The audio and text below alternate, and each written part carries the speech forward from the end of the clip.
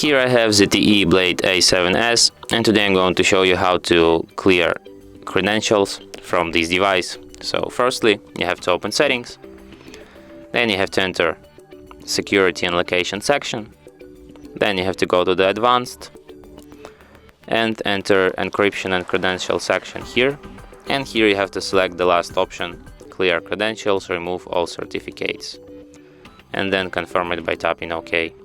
And as you can see, all certificates have been removed. And that's it.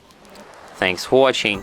If you find this tutorial useful, don't forget to hit that like button and subscribe to our channel.